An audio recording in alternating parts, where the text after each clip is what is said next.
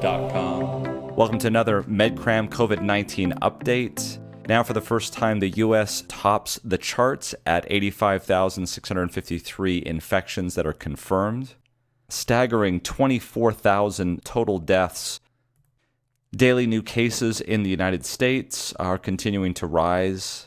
And if we look at total cases in the United States, the state of New York tops that list by a large amount. It is the epicenter of the new cases at this point.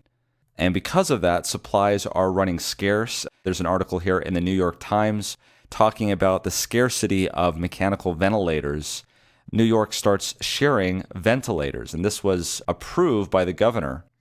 To keep coronavirus patients breathing, hospitals pioneer a little tested method. You can see there a portable ventilator that ambulances use to transport patients who are on ventilators. They mention here that this is not the first time that this has happened before. They did this in Las Vegas when there was a mass shooting. In previous updates here on MedCram, we showed you Dr. Babcock, the ER physician, demonstrating that in a video on YouTube.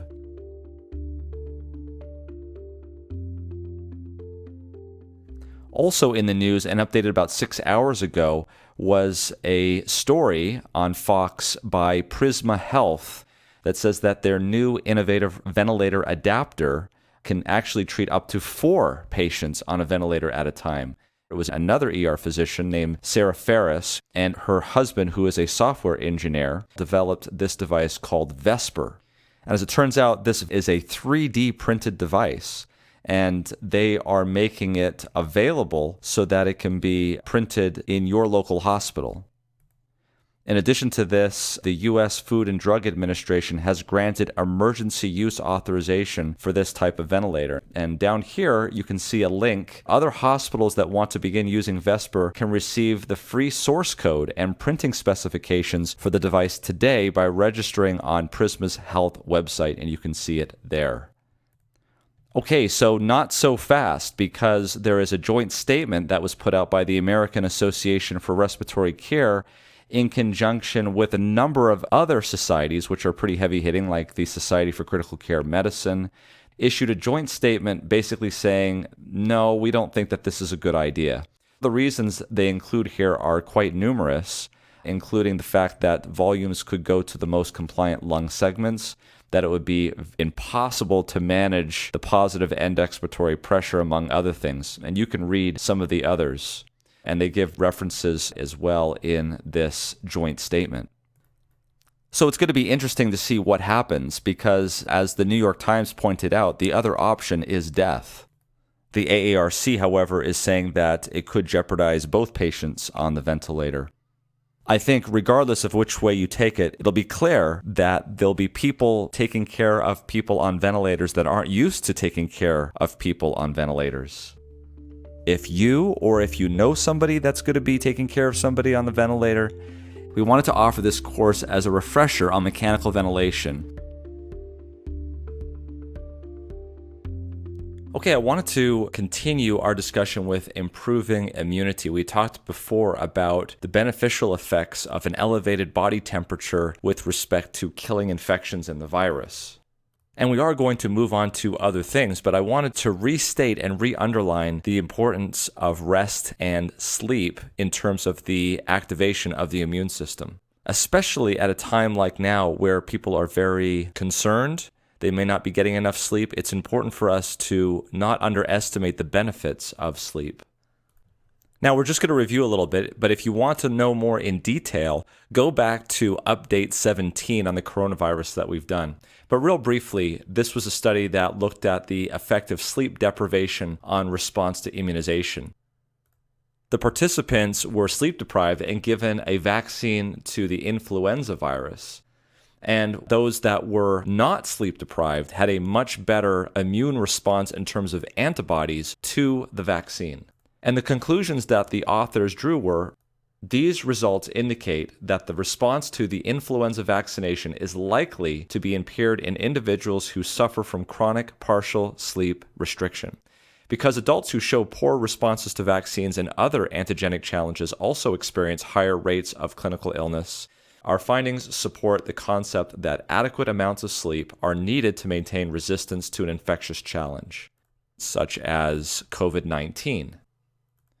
This is the other study that we looked at in Update 17, and it looked at the sleep habits, how long they slept, and what was the efficiency of their sleep in terms of 14-day baseline. And then they went ahead and dropped rhinovirus-filled drops into the nasopharynx of these subjects, and they waited to see how many of them would develop the common cold symptoms. And what they found was quite astounding. They found that those with an average sleep duration of less than 7 hours were not 10% more or 50% more or even 100% more likely to develop the cold, but actually almost 3 times more likely to develop a cold. And when they looked for confounders, these things could not be explained in terms of differences in pre-challenge virus-specific antibody, demographics, season of the year, body mass, socioeconomic status, psychological variables, or health practices. And so here we have, at least for rhinovirus, evidence that poor sleep efficiency and shorter sleep duration in the weeks preceding an exposure were associated with a lower resistance to the viral illness. But there's even more research that just came out last year, and this is the focus of sleep that I want to look at today. So the first thing that you have to understand is that there is a cell which is infected with a virus. And in this case, it was a CMV infected cell. CMV stands for cytomegalovirus. It's a common virus that can cause a chronic infection. Here we have the nucleus. And because this cell is infected with cytomegalovirus, it makes its normal proteins on the cell surface so that the cells of the immune system would recognize it. But it also puts a little portion of that cytomegalovirus protein out on the surface to let the immune cells know that it's a infected cell. And so these regular proteins that are made in the cell are known as an MHC1.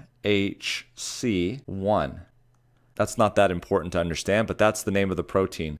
This here is a portion of the virus that lets the immune system know that it is in fact an infected cell. There are other proteins that are also on the cell, and these proteins help immune cells dock with them so that they can make the appropriate determination of whether or not this cell should be destroyed or should survive. And this protein is known as ICAM. I-C-A-M. So far, so good. Now, let's bring in our immune cell. It's our cytotoxic T cell. It's responsible for going around and making sure that cells are not infected and taking care of cells that are infected. And these would be the cells that would be going around and getting rid of coronavirus-infected cells so they don't produce more virus to infect more cells. And in fact, if this can be done early in the course, you would have a limited disease and it wouldn't lead to many, many cells being infected, causing many T cells to have to try to fight and causing that cytokine storm. Well, there's a couple of proteins on these T cells. So this is a T cell, and it's a cytotoxic T cell. Not toxic to you, but cytotoxic to the cell that's infected. These are actually your friends. So there is a receptor on the T cell that sees that little particle of the virus and understands that this cell needs to be destroyed, and that is called the T cell receptor, or the TCR. The TCR also activates right next to it, and I'll show this here in green, that it's activating the beta integrin. This interaction between beta integrins and the ICAMs allow for a very strong docking that allows these cells to bind very, very strongly to these infected cells. And that allows these T cells to secrete cytokines that will shut down and kill the cell before it produces more viruses. So it's very important that the beta integrins and the ICAMs are able to bind together. Normally, the beta integrins are not activated, and they will not bind these ICAMs. Otherwise, your immune system would start to destroy your own body. So they're shut down. But there are certain situations where they need to be turned on. And if they are not turned on, your immune system is not going to work very well. Well, in this case, it is the TCR which activates these beta integrins and allows this to occur. The purpose of this article was to see whether or not things can affect this turning on of the beta integrins. And sure enough, they discovered that there is a receptor called the G-alpha S receptor. And this receptor is coupled to what is known as a G protein, and it's coupled to an enzyme known as adenylate cyclase. There's a lot of moving parts to this receptor, but I'm going to simplify it and show you that essentially it takes ATP, which is abundant in the cell, and it converts it into something called cyclic AMP. And as it turns out, cyclic AMP shuts down the ability of the TCR to activate the beta integrase. So the question is what is actually stimulating this G-alpha S receptor? There's a number of things that can activate this. One of them is epinephrine, typically dopamine, histamine, serotonin. And the thing about all of these things that can actually stimulate this receptor here, they're all quite elevated when you are awake. And so you can see it's possible that epinephrine, dopamine, histamine, serotonin could stimulate this receptor, which would eventually convert ATP into cyclic AMP, which would then inhibit TCR's ability to have the beta integrin bind with ICAM and to have this T cell destroy with cytokines this infected cell. So is it possible that sleep could stop epinephrine, dopamine, histamine, and serotonin from binding this receptor and allow the beta integrin and the ICAM to bind tightly so that the immune response would be more robust? And so now the title becomes a little bit more understandable. GAS, coupled receptor signaling, and sleep regulate integrin activation of human antigen-specific T cells. And this was published last year in the Journal of Experimental Medicine. They infected these with the Epstein-Barr virus as well. And so we've got data for both of those. So here we can see the data for CMV-specific CD8 cytotoxic T cells. They looked at isoproterenol, which does hit that receptor, epinephrine, which does hit the receptor, and norepinephrine as well. And here on the x-axis, as we increase the concentration, you can see that that effect is that the binding of ICAM1 as a percentage of the control starts to drop off precipitously. And you can see that here with prostaglandins as well as adenosine. In the EBV, or the Epstein-Barr virus cell cultures that were infected, as the increased concentration of the same substances that we talked about, you can see that the ICAMs do drop. So it's one thing to say that these specific substances make it drop, but the question is whether or not sleep is actually beneficial in making sure that the cells can bind to their targets and take them out.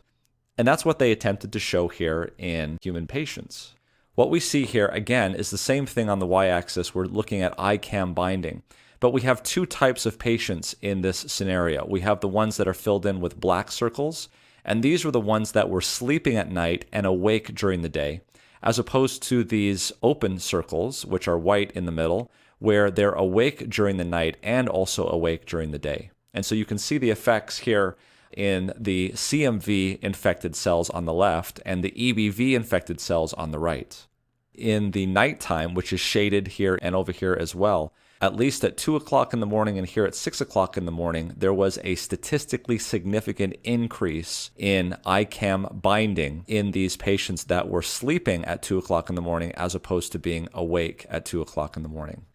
And I just wanted to point out for those of you who are doing shift work that so long as you are working at night and going home and sleeping with your lights off and no light coming in through the windows, and you do this every single day throughout the weekend, you can also get the same benefit from getting sleep even though it's when the sun is up.